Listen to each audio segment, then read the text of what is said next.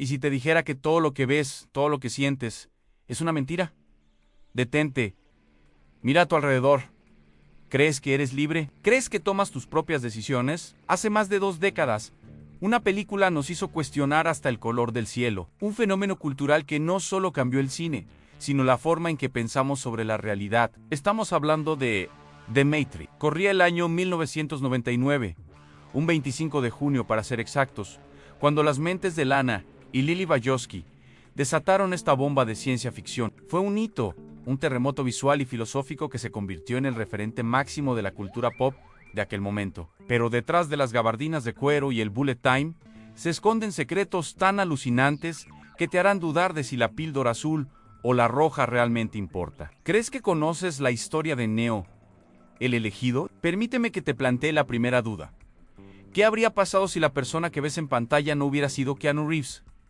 Es una locura pensarlo, ¿verdad? Pero la historia de la elección de Neo es tan compleja como el código de la Matrix. El mismísimo Will Smith fue el candidato original para interpretar a Thomas Anderson. Sí, el príncipe del rap, el hombre de negro. Rechazó el papel que definiría una generación porque en aquel momento tenía un compromiso ineludible: el rodaje de Wild Wild West. Imagínate ese universo alternativo. Y no fue el único. Se rumorea que otros pesos pesados de Hollywood, como Ewan McGregor, Tom Cruise y el mismísimo Leonardo DiCaprio, también dijeron no a la oferta. Piensa en eso por un segundo. ¿Cuánto habría cambiado la Matrix con uno de esos actores al frente? Déjame tu respuesta en los comentarios ahora mismo. Quiero saber qué opinas. Y la silla de Morfeo tampoco estuvo segura. El inconfundible Lawrence Fishburne casi se queda fuera. ¿Quién pudo haber sido su Morfeo? Ni más ni menos que Val Kilmer.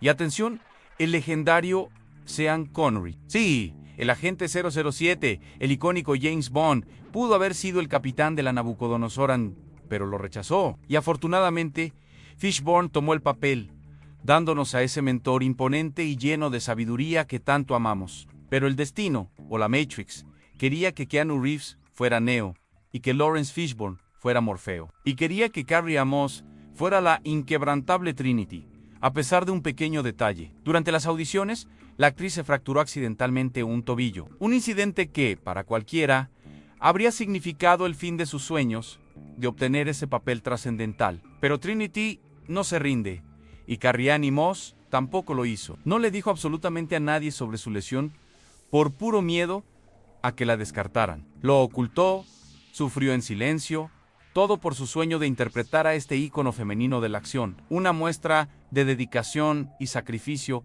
que le dio el papel de su vida. Sufrir por un sueño, nunca mejor dicho. La película empieza a moverse cuando Neo recibe un mensaje que le dice: sigue al conejo blanco. ¿Te suena familiar? No es solo un impulso dramático, es una referencia directa a la obra maestra de Lewis Carroll, Alicia en el País de las Maravillas. En nuestra cultura popular, seguir al conejo blanco se ha convertido en una frase que describe ese acto de seguir algo o a alguien ciegamente, sabiendo que esa decisión te llevará a un camino de aventuras y actos inimaginables. Un camino que te hará cuestionar la naturaleza de todo lo que creías verdadero. Las Wachowski no eligieron la referencia al azar. Es la llave que abre la puerta a la verdadera realidad. Y es la primera señal de que estamos a punto de caer por un agujero que no tiene fondo. Ahora que hemos abierto esa puerta, ¿estás listo para seguir cayendo? La genialidad de Matrix no fue solo su guión, fue también su diseño visual y su acción. En la era de los efectos especiales primitivos, la primera película solo tuvo unos 400 efectos especiales, Sin embargo, sus secuelas, Matrix Reloaded y Matrix Revolutions, escalaron esta cifra de manera exponencial, llegando a incluir la friolera de cerca de 2.500 efectos especiales. Pero ¿sabes qué escena épica requirió casi un mes de trabajo para la segunda película? Me refiero a la monumental pelea entre Neo y los 100 clones del agente Smith, una secuencia que parece de otro planeta y que de hecho tardó 27 días de producción en completarse. Eso es casi un mes entero dedicado a la coreografía, los efectos y el rodaje de una sola secuencia de acción. Una muestra de la ambición y el perfeccionismo que las hermanas Wachowski pusieron en su obra. Pero incluso con todo ese esfuerzo, hay un detalle que solo un fanático notará. ¿Alguna vez te has fijado en los coches? Esos vehículos que vemos destrozarse, volar por los aires y convertirse en chatarra, no son producto de efectos digitales. Son reales. General Motors donó nada menos que 300 automóviles a la producción de Matrix 300 y al final de todo, ¿qué crees que pasó con ellos? Ni uno solo sobrevivió. Todos fueron destruidos sin piedad por las exigencias de las espectaculares escenas de acción. Y hablando de destrucción, hablemos de control. La influencia de Matrix va más allá de la ciencia ficción. Se sumerge en la literatura distópica. ¿Has leído alguna vez 1984 de George Orwell? Si no lo has hecho, Matrix te dio una pista. La historia de Orwell trata sobre un individuo que cree poder luchar contra un sistema totalitario para finalmente descubrir que el sistema lo vigilaba desde hace años, manteniendo una falsa ilusión solo para cumplir con sus fines. Esta influencia se cristaliza en un pequeño detalle del guión en la habitación de Thomas Anderson, el número 101 en la novela 1984. El número 101 hacía referencia a la famosa Sala 101, el lugar donde las personas eran enviadas para ser torturadas y manipuladas hasta que creyeran situaciones falsas y llegaran a amar al gran hermano. En Matrix, el número de habitación de Neo es una sutil pero poderosa señal de que su realidad es solo una prisión mental. ¿Lo habías notado? ¿Qué otros detalles de Matrix crees que esconden una referencia literaria o filosófica profunda? La Sala 100 y el conejo blanco. Matrix es una telaraña de referencias, pero si hay algo que capturó la imaginación del mundo, algo que definió el lenguaje visual del cine de acción por años, fue un efecto, un momento que se convirtió en sinónimo de la película. Hablo de Bullet Time. ¿Recuerdas esa escena icónica donde Neo esquiva las balas y el tiempo parece congelarse mientras la cámara gira a su alrededor? Pues bien, la técnica del Bullet Time no nació con Matrix. De hecho, el primero en aplicarla con una secuencia de cámaras fue el francés Michel Gondry. Gondry la usó en un spot publicitario para el vodka Smirnoff y en videos musicales para artistas de la talla de BJ, RK y el clásico, Like a Rolling Stone G. The Rolling Stones, como dijo Mick Jagger, pierde tus sueños y podrás perder tu mente. Matrix tomó la técnica, la perfeccionó y la llevó a la estratosfera del cine.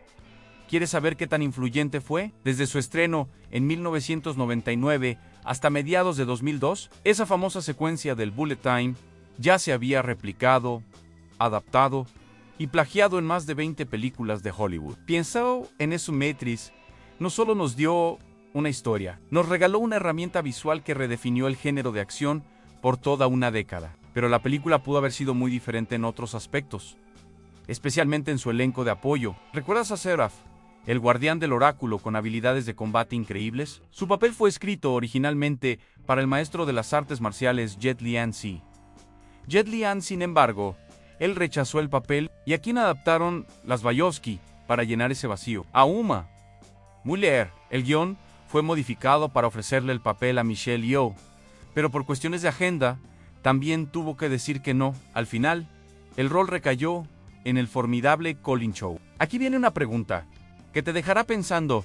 Anzi Gately o Michelle Yeoh hubieran interpretado a Seraph, ¿habría tenido el mismo impacto la escena de lucha contra Neo? Dime en los comentarios quién crees que habría sido el mejor Seraph. Volvamos al capitán de la nave, Morfeo. Más allá de ser el mentor de Neo, el actor Lawrence Fishburne tiene una conexión particular con el espacio exterior y el comando de naves. ¿Sabías que Fishburne, antes de comandar la Nabucodonosor II en la trilogía de Matrix, ya había sido capitán de otra nave? Sí, fue el Capitán Miller en Horizonte Final Event Horizon N, una película de ciencia ficción y terror dirigida por Paul W. Anderson.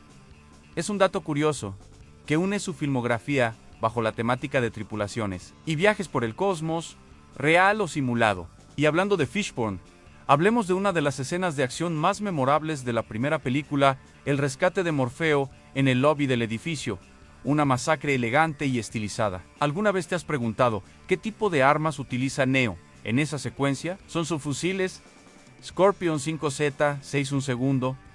Esta arma, con su diseño compacto y distintivo, tiene una historia interesante. Fue desarrollada para ser utilizada por las fuerzas de seguridad de Checoslovaquia. El subfusil era considerado un arma auxiliar para suboficiales, choferes de vehículos y, por supuesto, fuerzas especiales.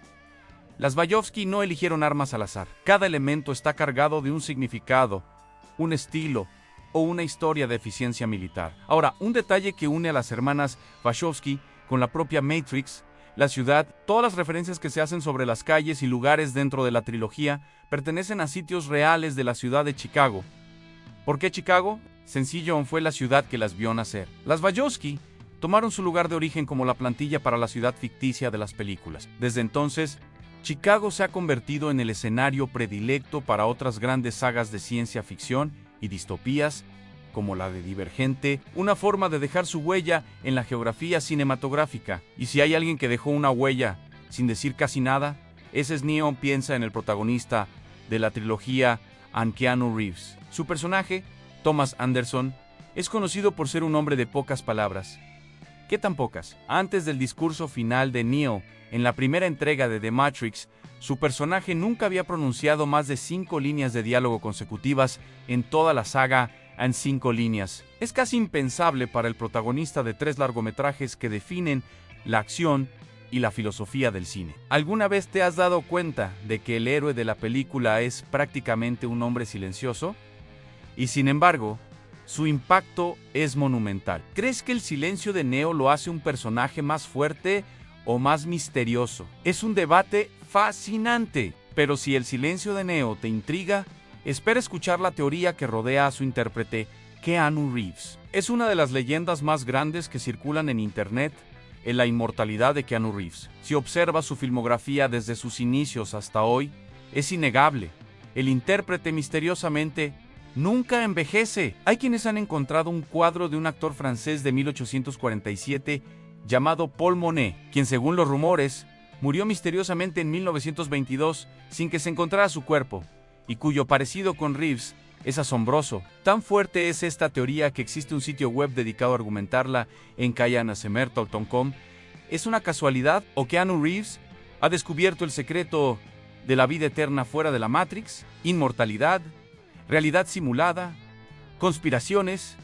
Matrix nos arrojó un universo donde cada detalle importa. Y si hay un elemento visual que define la identidad de la saga, son esos símbolos que se mueven sin parar, agolpados en las pantallas como una cascada digital. ¿Qué significan realmente esos símbolos? ¿Es puro código? ¿Binario? No en el famoso código de Matrix que fluye en las pantallas de los ordenadores, exceptuando claro los rastreos de llamada. Es una mezcla fascinante. No se trata solo de unos y ceros, es una combinación de números, letras propias del lenguaje japonés y, espera, ¿qué? Cartas escritas al revés. Sí, como si alguien hubiera volteado las cartas de un mazo y las hubiera incrustado en el código. Es un lenguaje visual creado con un propósito estético, misterioso y único, que nos hipnotiza al instante. Es la prueba de que en Matrix, hasta el código está diseñado para atraparnos visualmente, pero la complejidad de la película no solo reside en su código, reside en la mente de sus creadoras, las hermanas Wachowski, y durante mucho tiempo, ellas se mantuvieron casi invisibles al ojo público. De hecho, las hermanas firmaron un acuerdo con la productora para no dar ninguna entrevista a los medios de comunicación respecto a la promoción de las películas. Querían que la obra hablara por sí misma. Sin embargo, uno de sus miembros, quien era conocido en aquel momento como Larry Wachowski, rompió el silencio. Concedió una entrevista crucial a la revista The New Yorker, donde reveló detalles muy íntimos. Larry, quien más tarde se convertiría en Lana Wachowski, relató cómo se separó de su mujer mientras rodaba las 2 últimas partes de la trilogía, un proceso personal doloroso tras sufrir un largo periodo de ansiedad y depresión. En 2009 se divorció y comenzó a vivir abiertamente como la mujer transgénero Lana Wachowski, hasta que finalmente se casó con otra mujer. Sus palabras son un gancho a la realidad misma. Elegí cambiar mi exterior para acercarlo a mi interior. Ella incluso abordó la inevitable curiosidad del público sobre su transición. Citando la entrevista, declaró: sé que mucha gente se muere por saber si tengo una vagina construida quirúrgicamente o no, pero prefiero que esta información quede entre mi mujer y yo. Una declaración poderosa que subraya la lucha por la identidad y la privacidad que curiosamente resuena con la búsqueda de la verdadera identidad de Neo dentro de la Matrix. La vida imitando al arte o viceversa. Ahora, volvamos al entrenamiento del elegido. En la primera entrega, Neo se somete a una formación intensiva en artes marciales. La famosa escena donde él pide que le carguen el programa. ¿Recuerdas cuál es el primer estilo de combate que comienza a aprender? Es el drunken boxing, o el boxeo borracho, una técnica ancestral, con orígenes que se remontan a las comunidades religiosas budistas y taoístas. Este estilo se caracteriza por sus movimientos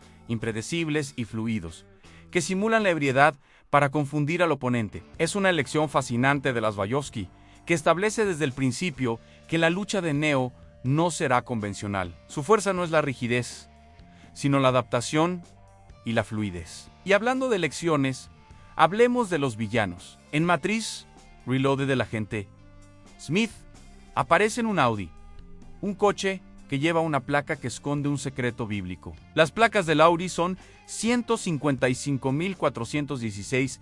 Esta cifra hace referencia directa al profeta Isaías, específicamente al versículo 5, las 4 y 16, que dice: «He aquí que yo hice al herrero que sopla las ascuas en el fuego y que saca la herramienta para su obra, y yo he creado al destruidor para destruir». El herrero es una clara alusión a Neo, el Salvador que forja su propio destino, pero la frase concluye con la admisión de un poder superior: «Yo he creado al destruidor para destruir». Esta referencia se ajusta de manera escalofriante al rol del agente Smith como el destruidor, una anomalía creada por el sistema para corregir el desequilibrio, pero que se sale de control. Es un dato escalofriante que subraya cómo el destino del agente Smith estaba profetizado, incluso en la matrícula de su coche. Y si de profecías y sacrificios hablamos, tenemos que mencionar el altruismo de Keanu Reeves. Keanu rechazó voluntariamente recibir una parte proporcional de la venta en taquilla de la primera película de The Matrix. ¿Por qué haría algo así? Porque nadie, ni siquiera él mismo o los estudios, pensaba que la cinta recaudaría más de lo que costaron sus innovadores efectos especiales. Si Keanu Reeves hubiera aceptado esa parte de las ganancias, habría recibido alrededor de $38 millones, un dineral. Augesha Sahlu permitió que ese dinero se reinvirtiera en otros aspectos de la producción. Es un acto de generosidad que define al actor, y que, de nuevo, lo alinea con el espíritu de sacrificio de su personaje, Neo. ¿Conocías este dato sobre la generosidad de Keanu? ¿Te sorprende? ¿O crees que es típico de él? $38 millones rechazados. Un acto de desprendimiento de Keanu Reeves que resuena con la filosofía de Matrix. Pero la dedicación no fue solo mental o espiritual, fue física. El rodaje de la trilogía exigió un desgaste brutal, tanto que los actores necesitaban métodos extremos de recuperación. ¿Cómo crees que se preparaban para enfrentar las lesiones y rehabilitarse rápidamente de las contusiones leves? Piénsalo. Bing Carrey animó, se rompió el tobillo.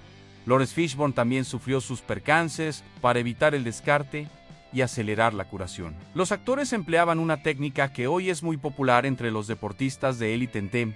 Se metían durante horas en una bañera llena de hielo. Esta inmersión en agua helada permitía que el cuerpo se recuperara de las lesiones de manera mucho más rápida y eficaz. Una prueba de que la disciplina de los actores tenía que estar a la altura de la exigencia de las Wachowski. $460 millones. The Matrix fue un éxito de taquilla rotundo, pero su verdadero legado reside en cómo alteró nuestra percepción. Y si te dijera que la influencia de Matrix no solo se encuentra en la filosofía y la acción, sino en un detalle cotidiano que todos hemos usado a los teléfonos celulares, piensa en la forma en que los personajes se comunican con el mundo real, con Morfeo al otro lado de la línea. Los teléfonos que usan son teléfonos deslizables, a menudo el Nokia 8110. Este dispositivo se hizo famoso por su diseño curvo que se ajustaba a la cara, ganándose el apodo de teléfono Banana. La película no solo popularizó este modelo, prácticamente inventó la estética de las llamadas de emergencia en el cine, donde el flip o el deslizamiento del teléfono se convirtió en un gesto dramático esencial antes de una revelación crucial. ¿Cuántos teléfonos se vendieron gracias a Matrix? Es imposible saberlo, pero es una de las mayores colocaciones de producto en la historia del cine que no se sintió como publicidad sino como parche de Oatrezu futuristao. Y hablando de detalles que pasaron desapercibidos, volvamos a la inspiración detrás de la acción. Las hermanas Wachowski se inspiraron en el cine de artes marciales de Hong Kong Para la coreografía, contrataron al legendario coreógrafo Yuen Woo-ping, conocido por su trabajo en películas clásicas como Drunken Master de Jackie Chan. La condición que puso Woo-ping para trabajar en la película fue simple, pero innegociable en los actores principales. Keanu Reeves, Carrie-Anne Moss y Lawrence Fishburne tenían que ejecutar sus propias peleas y acrobacias. No se contentaría con que los dobles hicieran todo el trabajo. Él quería autenticidad. Esta exigencia es la razón por la que el entrenamiento de 4 meses fue tan riguroso y por la que la acción en Matrix se siente tan diferente a lo que Hollywood producía en ese momento. Es una mezcla perfecta de la narrativa occidental con la fluidez y la gracia de las artes marciales orientales. Ahora, un momento de reflexión. ¿Alguna vez te has preguntado por qué los rebeldes en Sion no usan ropa de colores brillantes o ropa más futurista? Fíjate en Morfeo. Su ropa es impecable y oscura, con cortes clásicos. Neo y Trinity siguen la misma línea. La razón es simple en su apariencia sobria, y con gabardinas de cuero negro o colores oscuros. Es un intento deliberado de las Wachowski de evitar que la película se sintiera anticuada. Querían crear un look atemporal. Lo lograron. Incluso hoy, los trajes de Matrix siguen siendo un referente de estilo. Si hubieran optado por la estética cyberpunk colorida y exagerada de la época, la película se vería como una reliquia. Es una lección de diseño atemporal. Pero la atemporalidad de Matrix no es solo estética, es conceptual. Si recuerdas la escena en la que Neo visita al oráculo, te preguntarás, ¿por qué el oráculo es una mujer mayo-ere de ascendencia afroamericana, Kyognu Galetaus? La imagen del oráculo subvirtió todas las expectativas. En la mitología griega, los oráculos eran figuras a menudo misteriosas y etéreas, pero Matrix nos presenta a una mujer mundana, cálida, con sabiduría profunda y un sentido del humor. Esta elección de personaje encarna la idea de que la verdadera sabiduría no está en lo espectacular, sino en lo cotidiano. Ella representa la intuición humana frente a la lógica fría de la máquina. Ella le ofrece la famosa elección a Neo, la píldora azul o la píldora roja. Y en ese momento crucial, le da una frase que lo define todo. El conocimiento es una cosa, y el uso que se le da es otra. Esta frase subraya la paradoja central de la película. No basta con saber la verdad. Hay que estar preparado para vivir con las consecuencias de ese conocimiento. Y dime ahora, si tú estuvieras en la Matrix, ¿escogerías la píldora roja para enfrentar la dura realidad o la píldora azul para vivir en una bendita ignorancia? Tómate un segundo para responderte a ti mismo. Hablemos de un pequeño detalle de producción que casi nadie nota: la lluvia. La primera película se rodó en Australia, en Sydney, para ser exactos, y a pesar de lo que puedas pensar, no llovió tanto como se ve en la película. Gran parte de la lluvia que aparece en las escenas cruciales, especialmente en los encuentros con los agentes o el final, fue creada artificialmente por el equipo de efectos especiales. La lluvia no es solo ambiente, es un elemento visual que enfatiza la melancolía, el peligro y el drama de los momentos clave. Es la Matrix llorando, la lluvia artificial de Sydney, el entrenamiento brutal, la filosofía de Platón. Cada capa de Matrix revela una planificación meticulosa. Pero hay un dato sobre los propios agentes que subraya su naturaleza como programas de control, más que como seres orgánicos. ¿Te has fijado en sus nombres? Los agentes, esos programas de inteligencia artificial vestidos con trajes impecables, llevan nombres de personas increíblemente comunes: Smith, Brown, Jones. Estos son los apellidos más genéricos y frecuentes en la cultura anglosajona. Es un toque brillante de las Wachowski para indicar que los agentes no son individuos. Son la uniformidad, el anonimato y la ubicuidad del sistema de control. Ellos no tienen una identidad propia.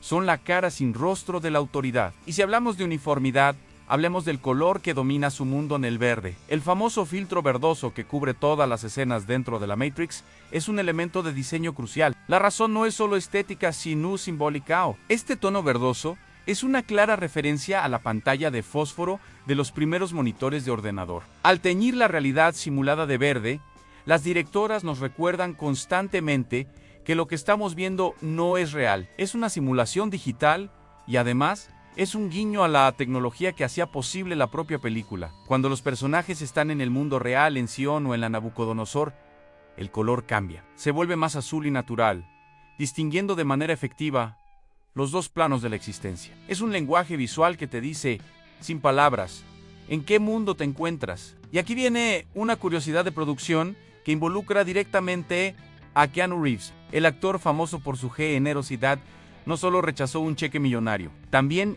hizo algo sorprendente para todo el equipo de efectos especiales. Después del éxito de taquilla de The Matrix, Keanu Reeves decidió gastar una parte significativa de su propio dinero para comprar una motocicleta Harley Davidson a cada uno de los 12 stuntmen que trabajaron con él en las secuelas, una docena de motos para agradecer su trabajo y dedicación. Es un gesto de gratitud que cimenta su reputación como uno de los tipos más nobles de Hollywood. ¿Qué otra estrella de cine conoces que haya hecho un regalo tan extravagante y personal a sus dobles de acción? Volviendo a los detalles del guión. La película The Matrix fue una de las primeras en utilizar el concepto de realidad virtual de forma masiva y profunda en el cine. Pero el término Matrix en sí mismo no fue inventado por las Wachowski. El concepto de un entorno digital inmersivo y global que se percibe como realidad fue popularizado por la novela Neuromancer de William Gibson en 1984. En el libro, la matriz es la red informática mundial a la que la gente se conecta directamente con su mente. Aunque las Wachowski negaron inicialmente la influencia directa, la inspiración conceptual es innegable y se ha convertido en el lenguaje estándar para hablar de realidades simuladas. Hablemos ahora de la Nabucodonosor. Si te fijas en los detalles del diseño interior de la nave, verás que es deliberadamente tosco, viejo y desgastado. Este diseño contrasta intencionalmente con la perfección prístina y simulada de la Matrix. El diseño de la Nabucodonosor fue pensado para ser un símbolo de la verdadera resistencia. Es un lugar donde los humanos tienen que trabajar duro para sobrevivir, donde los recursos son escasos y donde el entorno es crudo y funcional. Este contraste refuerza el mensaje central. La verdadera libertad es imperfecta y difícil, no la comodidad programada. Y un detalle sobre Carrie-Anne Moss que la conecta con su personaje de Trinity de una forma muy particular. A pesar de la fama y el éxito que le dio el papel, ella se mantuvo muy reservada y alejada de los focos, al igual que su personaje. Moss ha hablado sobre cómo el fandom de Matrix la sigue hasta el día de hoy, pero ella prefiere la tranquilidad y la vida familiar, eligiendo la realidad sobre el espectáculo. ¿Crees que su naturaleza reservada fue parte de por qué fue tan convincente como la enigmática Trinity? Desde los nombres genéricos de los agentes hasta el color de las pantallas, la Matrix es una prisión diseñada con precisión. ¿Qué otros códigos visuales crees que las Wachowski escondieron a plena vista? 7,696 palabras de guión. Y aún estamos desentrañando los secretos de Matrix. La película es un cofre de referencias. ¿Te has preguntado alguna vez sobre el significado profundo del nombre del antagonista que traiciona al equipo? Hablamos de Cypher, el hombre que se sienta a comer un jugoso filete con el agente Smith y lamenta haber salido de la Matrix. El nombre Cypher es una variación de la palabra inglesa cipher, que se traduce como cifra, código o, más apropiadamente, cero. Un cero es algo que no tiene valor por sí mismo, pero que afecta drásticamente el valor de otros números. Es una figura vacía, sin moral, pero lo más importante, su papel como Judas Iscariot se refleja en la historia de la informática. Cipher es también un término utilizado en la criptografía para un método de cifrado o descifrado. Al ser un traidor, Cipher está intentando descifrar y anular el código moral y la misión de la resistencia, volviendo a la cómoda falsedad. ¿Crees que Cipher merecía redención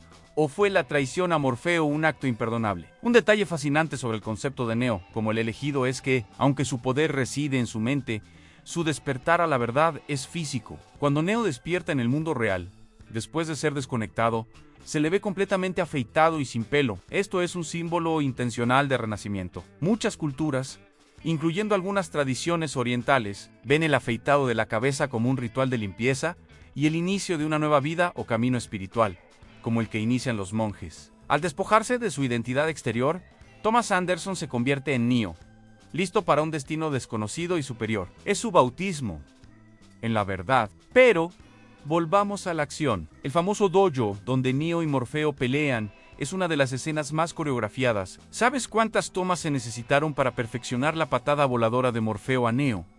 Se necesitaron 42 tomas. 42 veces tuvieron que ejecutar y filmar ese movimiento perfecto. La exigencia de Yuen Woo-ping para la coreografía no tenía precedentes en Hollywood y obligó a Keanu Reeves y Lawrence Fishburne a alcanzar un nivel de disciplina física que raras veces se ve en una superproducción. Y la dedicación de Keanu Reeves para este papel fue más allá del entrenamiento físico. Para entender el lore y la filosofía detrás del guión, las Wachowski le dieron al actor 3 libros que debían leer antes de siquiera comenzar a rodar en un simulacra y simulación de Jean Baudrillard. Este libro postula que vivimos en un mundo donde la representación ha reemplazado a la realidad, que hemos perdido el contacto con lo real, viviendo en un simulacro. La base misma de Matrix 2, Out of Control, The New Biology of Machines, Social Systems, and the Economic World, de Kevin Kelly.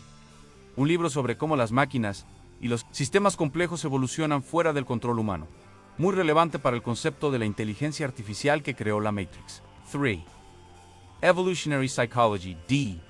Robert Wright. Este texto profundiza en cómo nuestros cerebros y comportamientos se han adaptado a nuestro entorno. Estos 3 libros fueron la base teórica que Keanu tuvo que absorber para entender quién era realmente Thomas Anderson. Es un testimonio de que la película es tanto una obra de filosofía como de acción. ¿Cuántas películas conoces que exijan a sus actores leer tratados de filosofía compleja antes de empezar a rodar? Y un detalle técnico final que hace que Matrix se sienta tan especial: el sonido. El diseño de sonido en Matrix es revolucionario. Desde el sonido de las balas rozando la cabeza de Neo hasta el icónico clic de los agentes desmaterializándose, el equipo de sonido dedicó meses a crear una paleta sonora que fuera tan futurista como la estética visual. El sonido del código de Matrix que fluye por las pantallas fue creado usando una mezcla de efectos electrónicos y, atención, el sonido de gotas de lluvia cayendo sobre un paraguas de metal. Es la combinación de lo orgánico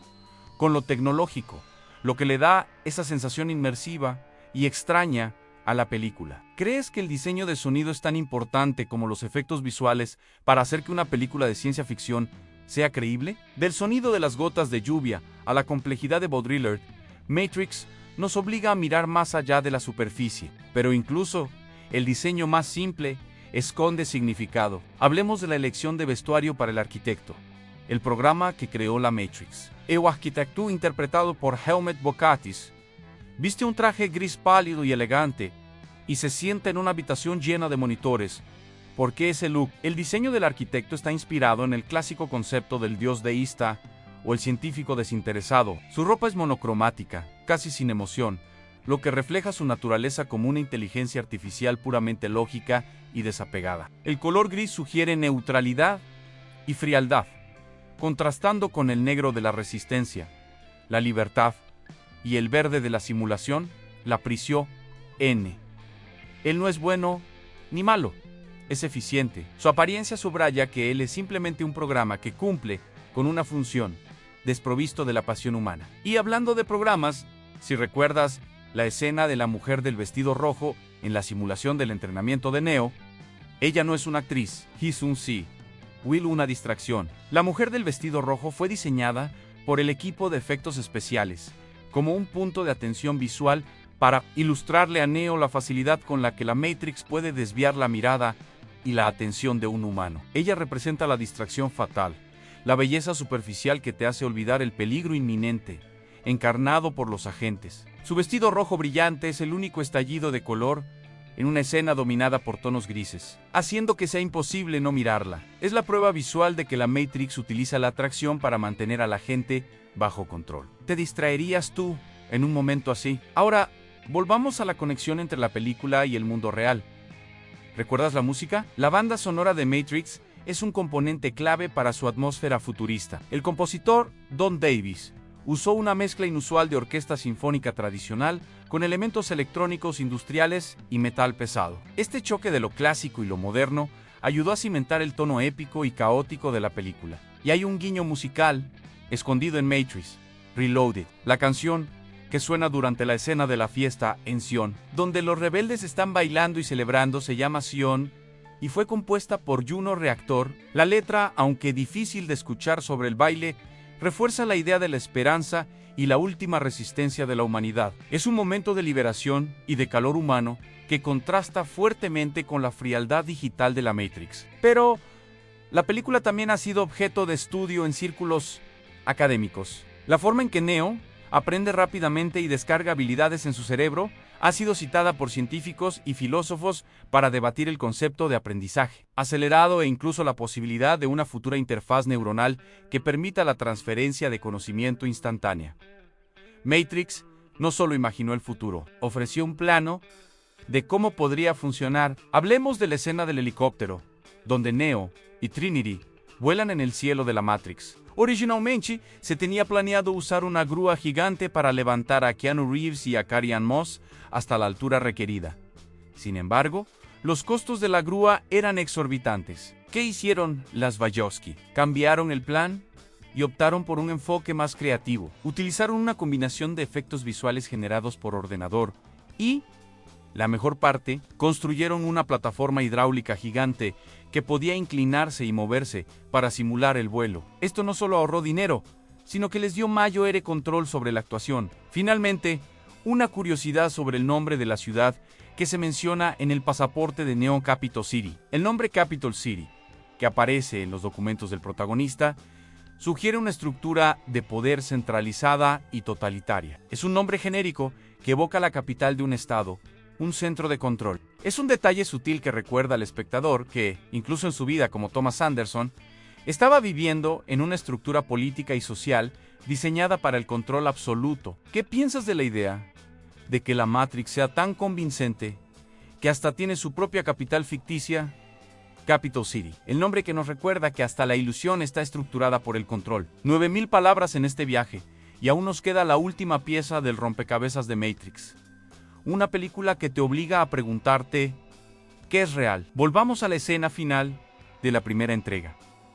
Neo ha despertado, ha abrazado su destino. Cuando habla por teléfono al sistema, está en una cabina telefónica a punto de volar. El discurso final de Neo, aquel que rompió su racha de no decir más de 5 líneas seguidas, no fue solo una bravata. Es la declaración de guerra del elegido. En el guión, este discurso se concibió como un manifiesto de la libertad. Neo no solo le dice a las máquinas que va a mostrar a la gente que todo es posible, las está provocando activamente. Es el punto de no retorno. Y ese acto de saltar a través del teléfono para escapar, de desintegrarse en código y volar, fue el cierre perfecto para una película que demostró que las leyes de la física son tan maleables como la Matrix misma. Una curiosidad final sobre el casting que casi cambia la película por completo. La actriz Madonna fue considerada para un papel en la trilogía Sí, la reina del pop-up, aunque no se ha confirmado para qué papel exacto fue considerada. Se rumorea que pudo haber sido para el de Persephone en Matrix Reloaded. Imagina la energía que habría aportado. Al final, el papel fue para la actriz italiana Monica Bellucci, quien le dio un aire de melancolía y glamour a ese programa complejo que busca el amor perdido.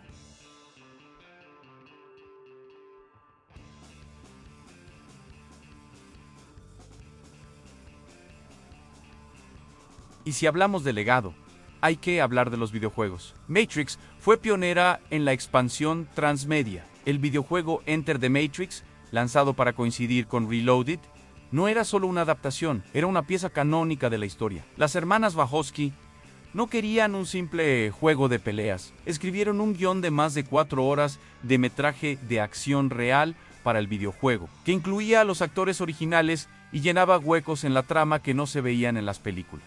Fue una estrategia de inmersión total que hizo que los fans sintieran que el juego era tan importante como la película para entender la narrativa completa. Esta decisión demostró que Matrix no era solo una trilogía cinematográfica, sino un universo narrativo expansivo y complejo. Hemos viajado a través de los secretos del Conejo Blanco, la Sala 101, el Burechimi, la traición de Cypher, el sacrificio de Keanu Reeves y las referencias a Platón. Hemos desmantelado el código de la Matrix para ver cómo se construyó. Pero el verdadero secreto de Matrix no está en sus efectos especiales o en sus guiños bíblicos. Está en la pregunta que te deja en la mente. Y si los hemos hipnotizado durante todo este tiempo con estos datos para que se queden aquí, en nuestro video, sin siquiera cuestionar la realidad que les hemos presentado, ¿estás seguro de que The Matrix es solo una película? ¿O es una profecía, un manual de instrucciones para cuando llegue el momento de elegir